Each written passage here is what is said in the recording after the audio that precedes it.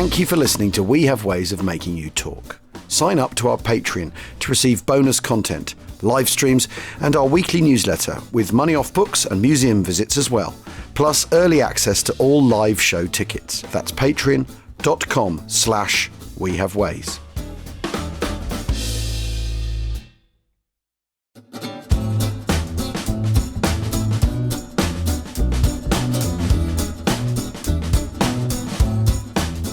Achtung, welcome to We Have Ways of Making You Talk in Normandy, and it's the Normandy D-Day 80 anniversary week, beginning of June 2024, 80 years on from all those incredible events, but we've actually fast-forwarded to the 15th, 16th of August 1944. I'm here with Paul Woodage. Woody, we were last chatting up at Onderfontein following the trail of the Sherwood Rangers, and, you know, here we are still following the trail of the Sherwood Rangers. This is very exciting for me because when I was writing Brothers in Arms in lockdown, you very kindly came down with your mate Colin and did a recce for me because I wasn't allowed to come here. You twisted my arm and I reluctantly went out to explore a battlefield. I mean, honestly, terrible times. Yeah, you had to be persuaded at point of a bayonet. But here we are, and we're on a bridge overlooking over the River Noireau, which is, as you were saying, like all these rivers in Normandy, it's kind of 30 foot wide, 15 yards wide or something, quite steep-sided. There's lots of trees. It's quite steep sides coming down to it, hills either side of it looking down. It's quite an obstacle, isn't it? It absolutely is. It's the same thing, isn't it? It's the canalisation. The Germans know where you're going to come out. They know where you're going to cross. And it all builds to these choke points that you can either nip over in a minute and everything's fine, or you get stuck there for potentially hours or days. And it's seeing the ground, isn't it? Seeing it and looking at the possibilities and imagining what it would be like to come down here and think, okay, I've got to get across that river. And is the bridge even going to be there? Yeah, all those things. As it happens, there is a road bridge here, but it's made out of those whales that they used on the for the pontoons on the Mulberry Harbour. Whether it's come from the Mulberry Harbour or whether it's just part of British engineers' bridging equipment, I'm not sure. But it is definitely Second World War. It is definitely British.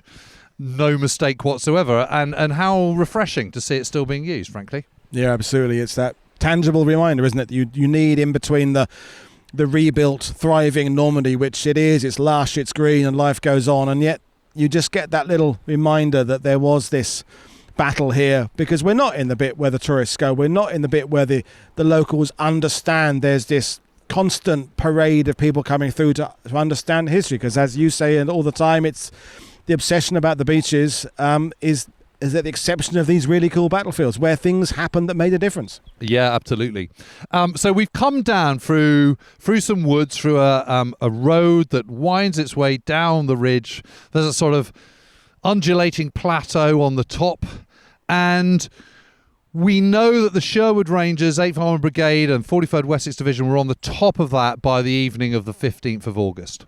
And we also know that they were under very, very strict instructions to get on with it and cross the Noireau, come what may, and get onto the high ground beyond that to the south, up around Burjou the following day. Again, come what may, on pain of death almost. I mean, this is coming from Ivo Thomas, Butcher Thomas, commanding officer of the 43rd Wessex Division. And they're told, just get a move on. It doesn't matter how hard it is, how many lives you lose, you've got to get across the following day. And they're expecting this to be defended, but they don't know in what level. What they do know is that the bridges across the Noireau in this area have been blown. There's a railway bridge which we're looking at, which has been rebuilt. That was destroyed by the Germans. And this reconstructed British engineering effort that we're looking at the moment, which the road goes over, that wasn't here either.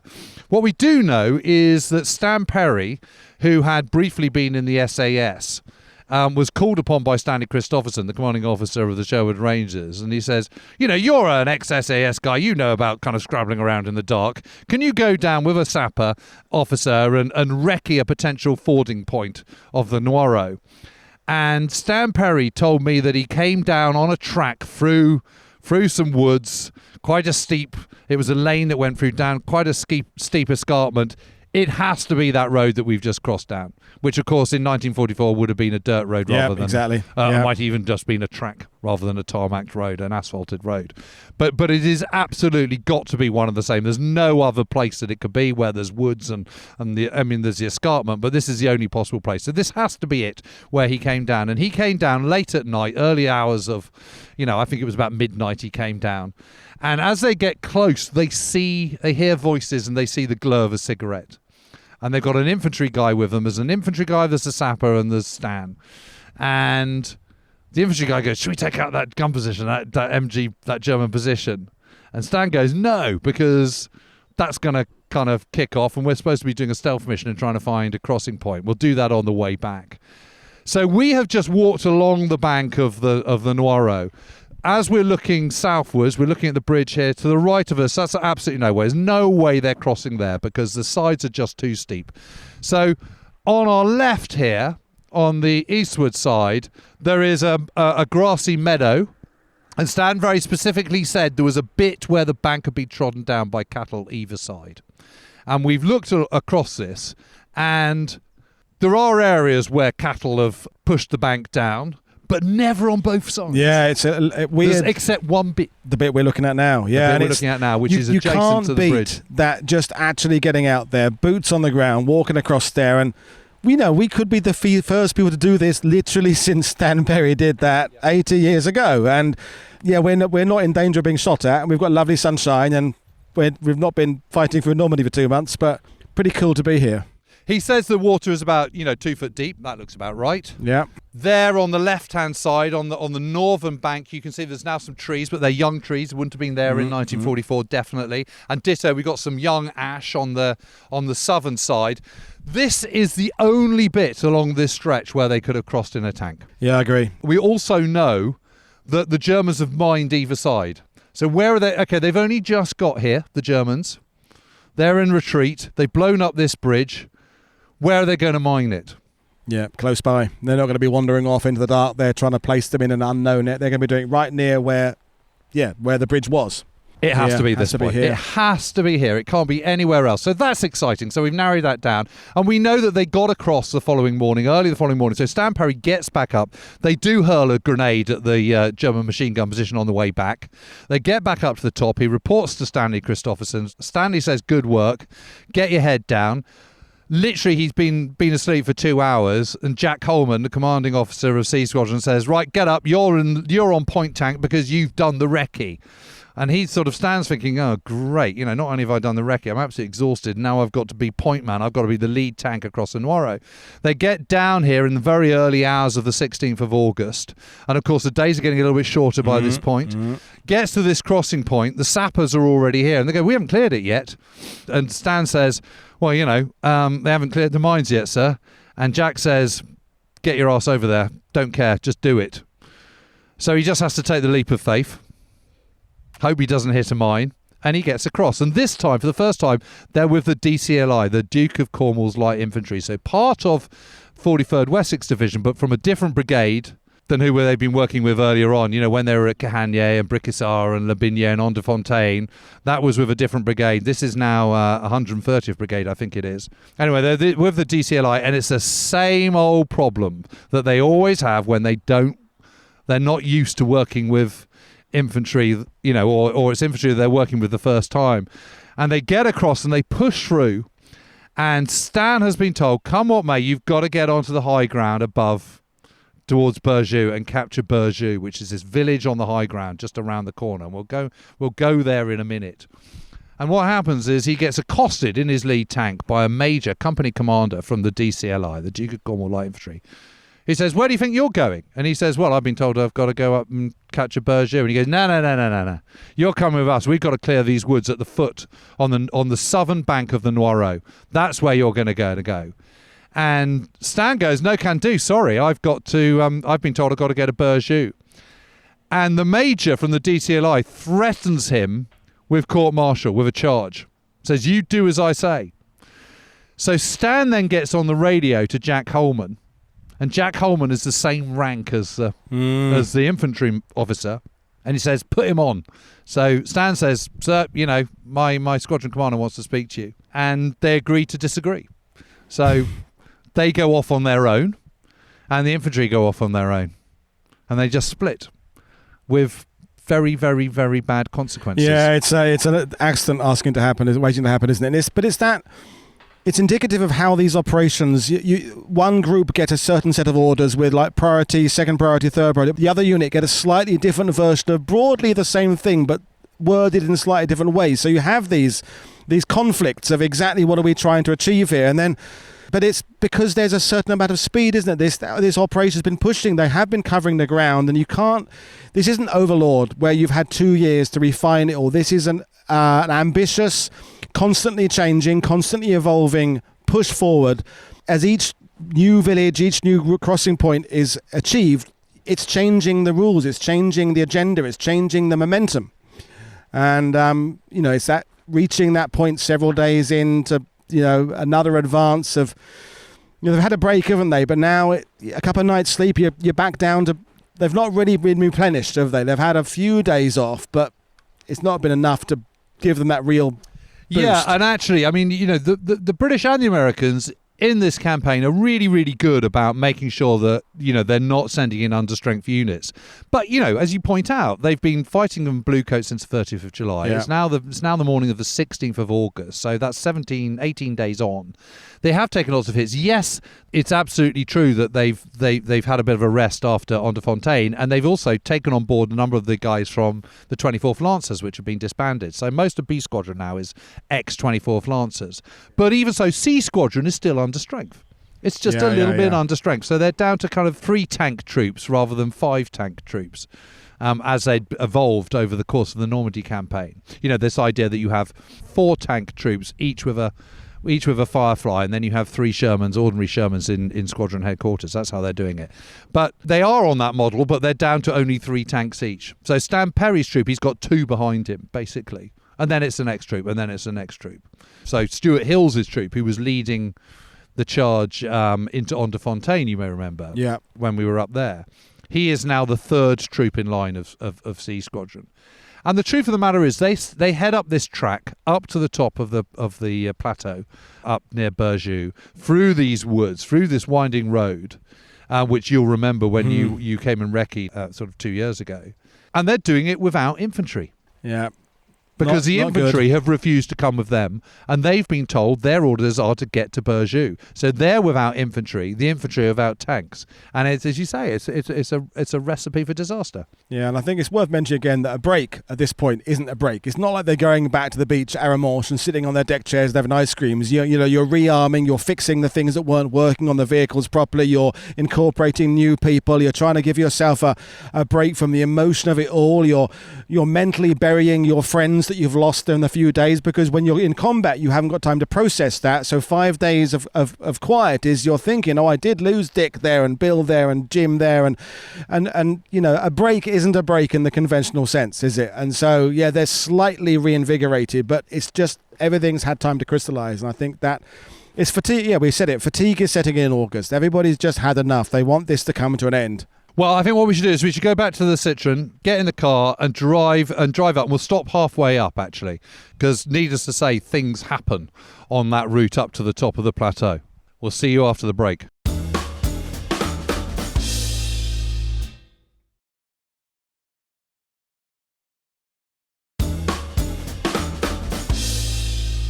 Welcome back to We Have Ways of Making You Talk in Normandy. I'm with Paul Woodidge. And Woody, we've just gone up this winding road, would have been a track in 1944, that is leading us up onto the plateau, onto which Berjou sits, the little village of Berjou, and it's got quite a steep wooden escarpment running down to the Noireau on one side. A jeep has just pulled up, and in it is Louis Bon, who runs the Blackwater Museum in Berjou, which is a really fabulous little museum. It's an absolute gem. It just knocks the socks off some of the bigger ones by its passion, enthusiasm, the richness of the artifacts it's got. And anyway, they're busy talking to Chaz about their Jeep, which I'm glad to say has the Wessex Division logo on it, and very good too. But the interesting thing is going up here. So Stan Perry is the lead troop. There's 3 in his troop. And the way you would do these things is your point man would be quite a long way ahead of everybody else. Maybe 100 yards ahead, 150 yards, or 200 yards even, quite a stretch. So he's in lead, and at some point, a Panzerfaust gets his radio aerial. There's a whoosh. It hurtles past, whips off his aerial, and he can no longer communicate on the B net or the A net. The A net is the regimental net, the B net is the squadron net. Okay, so the key thing is where does that happen? And I've been trying to work this out, and I reckon it's about here where we are, which is, so we've done this big loop out, and now we've dog-legged back, and we're now on a kind of sort of on a shallow climb, a long shallow climb. And I'll say why, because I think we can see the course of the road away from us to the right there. You can see the hedge line and everything. Someone in a Panzerfaust, the whole point about a Panzerfaust is it's got to be quite close. In a tank, you're to think of your high profile. No German's going to be able to get over there. And the main reason they're not going to get over, there's 2 reasons. A, they're going to be seen. B, because they're over there. They're over to the left of us. They're protecting the north bank. There's some troops up on the top. We know there's some Fallschirmjäger on the top near Berjou. There's some 1st SS, Leibstandarte, up there as well. But the infantry down at the foot here, they're at the foot of the hill. So I'm suspecting that what would have happened is some Germans over in the trees there, in the woods there, protecting the southern bank of the Noireau, would have seen the dust cloud of tanks. And so they hurry over, and they probably get to this hedge line here, fire. That's the best they can do to get here. He doesn't see them because they're behind that little hedge. And let's say that's probably 80 yards away, 60 yards, 75 yards, something like that. 3 cricket pitches. And so they can get there where they're not going to be seen, but they can't get close enough to be accurate, which is why it goes wide and hits his aerial and not the tank. Because where else could it happen? And also, that means he can't see the tank behind at this point. He's on his own. He's lost visuals with the tank behind. So he pushes on, and he's waiting for them to catch up. And the reason they don't catch up is because Matey Boy, but he's gone on round the corner. Matey Boy's come up here behind him and been hit by the same guy, who's probably got into a slightly better position, might be here in this holloway to our left or whatever, and has disabled the tank behind. And that holds everyone up. I like all what you're saying there, but this sunken lane that we have going off one side of the road and that really stands out to me, because that's your classic German ability to redeploy from one location to another, because you fire a Panzerfaust, big noise, flash, flames, but you then become target number 1. You've got to be able to redeploy somewhere. So running through fields isn't very good, running up roads is very good. Exactly. But I love these ideas of a German seeing that very lane and thinking, if I'm near here somewhere, I can fire my couple of rounds, and then I can redeploy up there, I can redeploy. So I'm drawn by this. As a Normandy guy, I'm drawn by the potential of being able to pop up somewhere where you're not expected and then retreat back from somewhere where you weren't expected, because that's your classic kind of near Saint-Lô, those sunken lanes to move about. So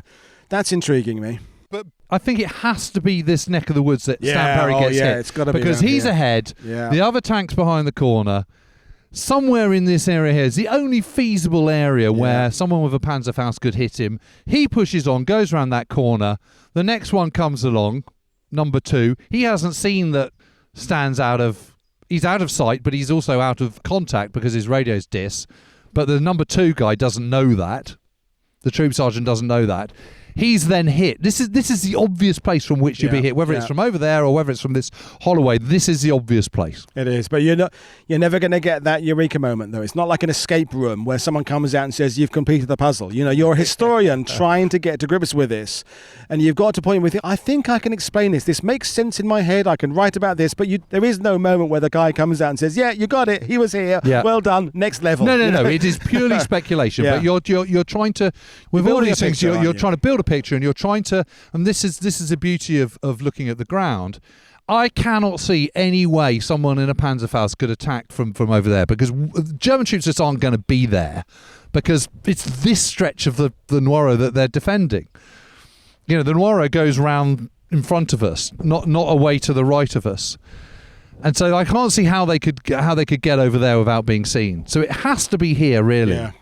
Yeah, you're in that bend of the hairpin bend round there, aren't you? You're too exposed. You're in the middle of. You're in an arena down there. Well, as an attacker with a Panzerfaust, you are definitely. Yeah. But up here somewhere, down here in the hedgerow, somewhere to. You've got to think about getting out. That's the thing. It's all very well firing that shot, but you've got to get out afterwards. The other thing is that at some point along this stretch, Stan thinks, "I'm not. This road's too dangerous. I'm going to get off the road." So he gets across onto the left-hand side into the field above, and then gets back to and then before he hits the main tree line, he then rejoins the road again because he realises that's the only way he's going to go. But this holloway is significant because actually later on, this is where he comes back down. Yeah, how cool is that? Yeah, it's interesting because people's memories are unreliable, and yet when you're walking this ground, what he was telling me starts to fit together. Yeah, you've got those little moments that just indicate something. Yeah. Well, I think what we should do is get back in the car and head up to the cavalry at the top and continue the story of the Sherwood Rangers on the 6th, or rather C Squadron, the Sherwood Rangers on the 16th of August 1944. Yep, so we've driven up through the woods. We're up on the top of the ridgeline here on this sort of plateau, and it's amazing to think that we've done this big steep climb because now it's just a lovely sort of undulating countryside. We've got a kind of a young cornfield on our right and another cornfield on the left, and it kind of rises up to the sort of tree line, which is a sort of high point overlooking Burjou village, which is, half a mile further on down the road. And behind us is a track, and in the kind of apex where the track meets the road, there's a calvary, a cross with a crucifixion on. This is where Stan Perry emerged, and he emerges out of the woods all on his own. He can't communicate with the rest of his troop, can't communicate at all with anyone. And one of the guys in his tank is a Catholic. He says, "Oh, do you mind if I stop and sort of get out and say a prayer at the Calvary?" And he says, "No, absolutely not, you can't. You can say a prayer from inside your tank, but we're not getting out." But he does pause, and suddenly there's another whoosh, and the tank gets hit by something. Panzerfaust, anti-tank round, whatever it is, but it disables the right-hand track. So the track is off. But otherwise, the tank is okay. And he suddenly thinks, oh, this is getting a bit hot. Then there's a kind of fizz above his head of a bullet. And he realises he's being sniped at by those trees over there. And a moment later, he's kind of trying to get... On the Sherman tank, you have this kind of butterfly hatch. There's sort of two armour-plated halves of semicircles of the round hatch. And he's trying to kind of shut one with this arm, and he suddenly feels this sting like a bee sting in his upper arm, and he's been hit with a bullet on the top of in the upper part of his arm, fortunately on the fleshy bit rather than the bone, but he's in a bad way, and so he's kind of ducking down into the tank, and they traverse a turret and hose that tree line with their 75mm gun and with machine guns, and they see someone fall out, so they've managed to get the sniper. But they can't get hold of anyone. And eventually they manage to get a very, very weak link by mending a little bit of aerial. They managed to get a very weak link on the A-net and managed to be able to speak to Jack Holman. And Jack Holman says, I don't know what's going on, but get your ass back down here. So they managed to maneuver using one track, which you can just about do using brakes and things. And they head off down this track here. And you remember that holloway we just saw, Woody? That's the exit point of this track here. Yeah. So if you keep going, so it's an absolute nightmare. They've had a shocker. He's out of action, and now it's Corporal Brooks, who's the third person in the troop. He's come behind the sergeant that's had their tank knocked out halfway up, presumably by the same Panzer or another Panzerfaust that's been fired at them. Anyway, they managed to get up here. His radio is still working. And it's really hot. There's kind of Nebelwerfers coming in from over to our right here, over that ridgeline up at the top there, which overlooks the River Noireau. They're being shot at from up there on the high ground. That's where the Fallschirmjäger are. The Nebelwerfers are coming from the Leibstandarte Adolf Hitler SS troops. So he thinks, God, this is not a good place. I need reinforcements, and I need them really quickly. Jack Holman immediately orders Frank Galvin's troop, which is the next troop up, to come and support him as quickly as possible, and tells Brooks, well, just try and hang in there. So Brooks then goes down this track, and you will remember from when you walked along here that you can actually, there is a bit of cover. Yeah, because this is bocage, and it's that classic hedge line where you've got the wall first before you've got the hedge, but it does give you some much needed cover. Galvin's troop follow. Brooks is still okay. Frank Galvin is supposed to kind of support Brooks and help this area here and clear this ridgeline. But instead, he pushes straight on towards the village.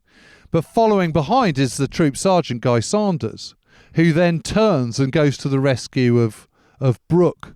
They're getting increasingly hit, and Brooke gets mortared. Their tank gets hit, and he tries to escape. And as he escapes, he gets the old mortar blast. Sanders, who's this complete legend, this guy who's won the in North Africa, this guy who leapt from his tank onto the burning tank at Labinia, on the road to Onderfontein and managed to steer it off into the track.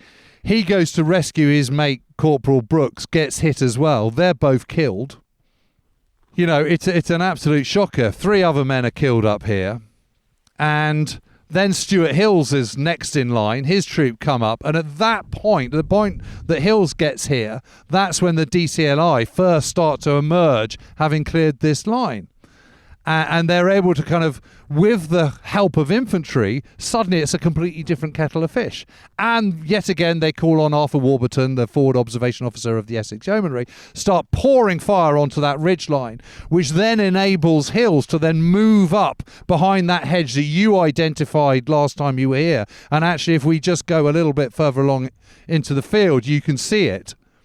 It's that hedge line there. Yeah, so not in this first Yep. field, a second field. That's their access of advance up onto that high ground there. And that's where they all need to be. But they need to be using this with infantry. Why aren't the infantry here? Why are these tanks up here on their own? Why is Stan Perry and his troops sent up here alone? And I think I know the answer to this. Because what's happened in the first days of August is that the left-hand flank of 30 Corps Advance on Bluecoat, the 7th Armoured Division, has not gone as fast as Dempsey would have liked. They get really bogged down, you remember, at Ornay. Yeah. Odon. Oh, God, yeah. Bucknell sacks Erskine. Dempsey then sacks Bucknell for not getting on with it. We're not being fast enough. And although that bloodletting has happened very quickly and Horrocks has been brought in to replace Bucknell as 30 Corps Commander, what then happens in Blackwater, which is only begun on the 14th of August, is that Thomas is feeling the heat. Ivo Thomas is feeling the heat, the commander of the 43rd Wessex Brigade. So although they're making actually pretty good progress, he sacks the commander of 130 Brigade, Brigadier Norman Leslie. And at that point, everyone's going, yikes. And even Stanley Christopherson, the commander of the Sherwood Rangers, going, I was wondering whether I was going to be for the chop as well, even though it wasn't really in Thomas's power to sack a 8th Independent Armoured Brigade commander. And I think that is why everyone's in such a hurry, because everyone's worried about being sacked. Yeah. And this is what's going to happen. Yeah. Or disband the Sherwood Rangers or whatever. And the net result of that is you have this total fiasco here where you've got tanks operating up this track, totally out any coordination with the infantry. Armour and infantry need to operate together. Oh, this location and this is classic. Is your absolute meat and potatoes. Need those two things together, don't you? Because although we are in this plateau, we're in a dip on the plateau because we've got the high ground to our right and high ground to our left, and those tree lines are just at that perfect annoying distance. Yes.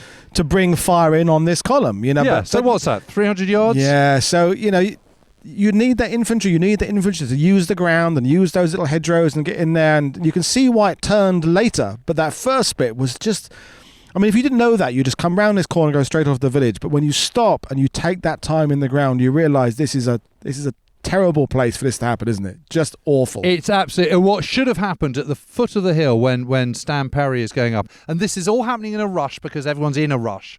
And because, just get onto the ridge, What should have happened is Holman should have talked to Stanley. Stanley should have talked to the brigade commander or the battalion commander of the DCLI and said, come on, we need to work together on this.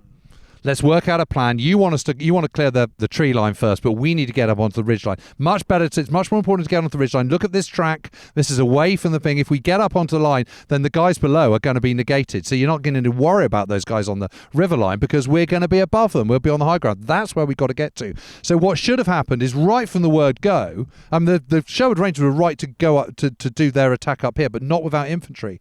But the infantry should have been with them right from the word go. If that happens, Stanley's not going to lose lose his aerial. And even if he does lose his aerial, an infantryman can scuttle back to the next tank and say, what's happened?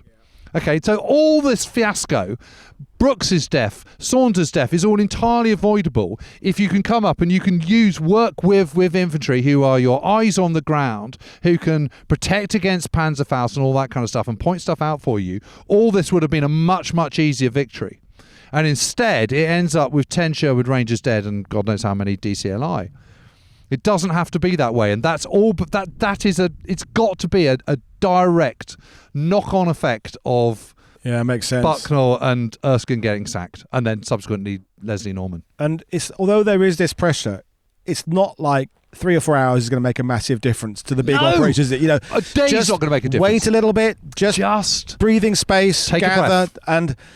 It's avoidable. It's not a high risk amphibious assault. It's not. Not everything's not hinging. The war isn't going to be decided on this ridge and this village, is it? It's going to help, but it's a time for just taking stock and considering what's going on, and just wait for the infantry. But how many times today have we talked about? And it's a different infantry unit supporting it. There's no time to build up that cohesion and relationship and just. That sort of unwritten, unsaid telepathic bonding that you get when units have been working together. You see that in ETO with Americans and Brits, Canadians. They have a few months of working together and it all just starts to flow. And it's stop-start, and it's, you're seeing a lack of cohesion. It's just not quite, it's nearly there and it will get better, but it's not quite working, this cooperation. Yeah, and Louis just turned up. He's just come up with a what looks like a 75mm shell. He's won show and tell to 2024 in 1 minute of looking. Edition. So what we're about to do in a minute is go on a little kind of a little foray. But how extraordinary that you've just found that. That's a high explosive shell. It's got the fuse taken off the end. Yeah. No, it's empty. We're all right. We're fine. You have to be very, very careful, obviously, with ordnance, but that is empty. So we're in the clear. But how absolutely extraordinary to see that just pulled all these years, 80 years on, just like that. Amazing. Well, what we're going to do in a minute, we're going to have a little sort of scurry around the hedgerows, and when we come back, we're going to look at what happened to Galvin's tank. But suffice to say, Frank Galvin proceeds towards Burjou and gets hit and bruise up. It's a tragedy. So we've hooked up with Louis and his father, and they have led us down to the site where Frank Galvin's tank got hit. And basically it brewed up, and it's a bit like those tanks at Burkitt and Campbell's tanks at Lavinia, because again, they're just going into action first time. It might have been this late morning, middle to late morning by this point on the 16th of August, and yet they haven't been in action yet. So the tank is full of fuel, it's full of ammunition. They get hit, it brews up, the turret goes up, blasted off. Bits of tank going absolutely everywhere, and Louis has just pointed out where the tank was, where it got hit, and we've just been scrabbling around the hedgerow and we found all sorts of bits of Sherman tank all over the place, and he's finding more on the other side of the fence. And then the curious thing is, if we go just a little bit further along down the road, you see this indentation in the, oh my God, look at that. I mean, that's a serious bit of metal. Goodness me. I can't tell you what that's from, but that's a bit of Galvin's Sherman. There it is, 80 years on, just lying on the ground. And just a little bit further on, you can see this indentation in the hedge, where the hedge is sort of, it all runs parallel to the road, and then there's an indentation. And this is where Galvin's tank was shoveled off the road and tipped into the side. And the hedge is basically built around it. It's the most extraordinary thing. Yeah, so nature has done what nature does. It's like a kind of an oxbow lake, isn't it? The tank was here, and then the hedge just grew around it. So you've got like a grassy lay-by, but it's Sherman tank size, isn't it? I mean, there's no other way to describe it. So it just sits here. And I remember when I found this with Colin, and we met Louis later on that day, and it's extraordinary. And God, this is just another reminder of getting inland, isn't it? Getting into these battles that are not really explored, because you can literally just pull stuff from history just from the side of the road. It's crazy. Yeah. It's absolutely amazing, isn't it? Absolutely amazing. So what would have happened is the Sherman gets hit maybe 30 yards back along the road, It's blocking the road. What would then happen is it would burn out, and it would just get shunted off. It would get pushed down the road, and they would roll it onto the side. And the process of pushing it out of the way and rolling it onto its top off the road has taken it to this spot 30 yards on. And this is where it lay for many years before it was eventually kind of taken away and scrapped or whatever. But it's amazing because I'm a bit haunted by this, because I've got footage of Frank Galvin, and it's incredibly vivid footage, which now resides in the Imperial War Museum, and you can see him. It's just before Hotto, which took place on the 11th of July, 1944, and the British Army Film Unit has come up and seen the Sherwood Rangers, and they've already picked out a crew, and they said, "Oh, go about doing your stuff, and netting up on the radio and cleaning the gun barrel and all this sort of stuff." And can you just clamber into the driver's position? And they've all obliged, and there's a close up of Frank Galvin putting his headset onto his beret and looking at it, and it's incredibly vivid, and you can see him. He's just a very, very young man, but he's a very real and very alive young man. And to know that he was burned alive in here is just a horrible thought. It's really upsetting. And again, when Padre Skinner came to clear them out several days later, I think it wasn't till the 18th or 19th of August that we were able to get into the tank. He buried the remains in the field next door to us, just on our right as we're looking into the village. And there they remained until they were put into a cemetery, which is actually up on the Burgos Ridge. Is it called Banneville? I think it's called Sanneville, isn't it? Something like whatever. Yeah. Anyway, it's up just to the kind of southeast of Caen, where they're all buried, along with Guy Sanders and Corporal Brooks and others that were killed on this day. And it's always profoundly moving to be here, isn't it? Where these events happened, and particularly when you're here in such peacetime and on a lovely summer's evening or late afternoon, and we're so far removed from the violence of that day, aren't we? Yeah. Every stop we've made, the journey there as it was being made 80 years ago, someone didn't get beyond that spot, whereas we're all still here, aren't we? We're all going to go back that's later. A very good point. And it's been a journey that the unit has carried on this far, and will carry on again till the defeat of the Germans in the heart of Germany. But each step of the way, you lose a buddy, you lose that friend there. And each of these, frankly, nondescript little bits of hedgerow we've seen today have been where one person, their war ended. And it's tragic, isn't it? Their war ended, their life ended. Well, I think that's the perfect point to end this little episode, Woody. I mean, thanks for coming with me. And oh yeah, just showing me bits of Sherman and exploring battlefields and finding crossing points. No, it's been an absolute burden, Jim. I will not be doing it again. No, but you want to share these moments with buddies. Oh, it's great. And you want to share it with people who kind of appreciate and understand the kind of significance of the find and the place and the events that happened here, nearly 80 years ago. And in this D-Day 80 week, it's so easy, as you say, to kind of constantly focus on people jumping out of landing craft. Horrendous though that was, and dangerous though that was, but that was only day one. And, at this point, the 16th of August 1944, they are nearing the end. And yet, for that crew and for many others, it is... The battle's still going, it's still raging, it's still incredibly dangerous as it was here. I mean, I don't know what Frank Galvin was thinking coming down here, but it's a tragedy, and to say, that was the end of 5 young men. Anyway, thank you all very much for listening. This is We Have Ways of Making You Talk in Normandy with me, James Holland, and with Paul Woodage. Cheerio for now. Thank you very much. I've enjoyed it.